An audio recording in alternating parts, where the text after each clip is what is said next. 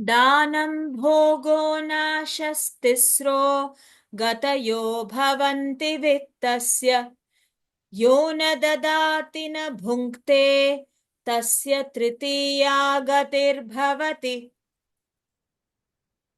दानं भोगो नाशस्तिस्रो गतयो भवन्ति वित्तस्य यो न ददाति न भुङ्क्ते तस्य तृतीया गतिर्भवति।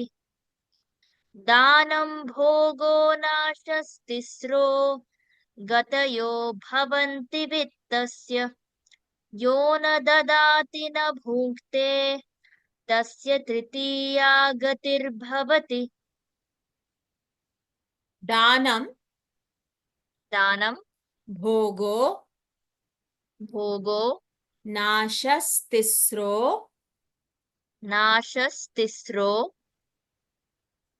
गतयो गतयो भवन्ति भवन्ति वित्तस्य वित्तस्य यो यो न न ददाति ददाति न न भुङ्क्ते भुङ्क्ते तस्य तस्य तृतीया तृतीया गतिर्भवति। गतिर्भवति। दानं भोगो नाशस्तिस्रो दानं भोगो नाशस्तिस्रो दानं भोगो नाशस्तिस्रो गतयो भवन्ति वित्तस्य गतयो भवन्ति वित्तस्य गतयो भवन्ति वित्तस्य यो न ददाति न भुङ्क्ते यो न ददाति न भुङ्क्ते यो न ददाति न भुङ्क्ते तस्य तृतीया गतिर्भवति। तस्य तृतीया गतिर्भवति। तस्य तृतीया गतिर्भवति।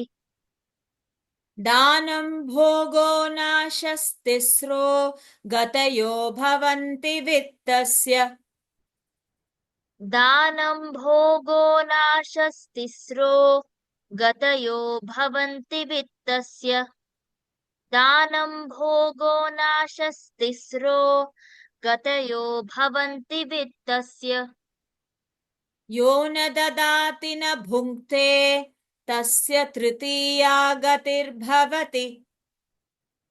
यो न ददाति न भुङ्क्ते तस्य तृतीया गतिर्भवति।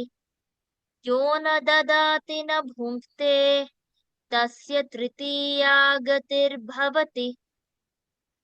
दानं भोगो नाशस्तिस्रो गतयो भवन्ति वित्तस्य यो न ददाति न भुङ्क्ते तस्य तृतीया गतिर्भवति।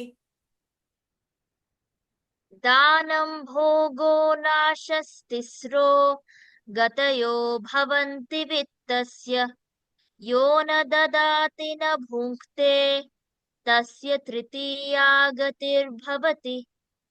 दानं भोगो नाशस्तिस्रो गतयो भवन्ति वित्तस्य यो न ददाति न भुङ्क्ते तस्य तृतीया गतिर्भवति। दानं भोगो नाशस्तिस्रो गतयो भवन्ति वित्तस्य यो न ददाति न भुङ्क्ते तस्य तृतीया गतिर्भवति।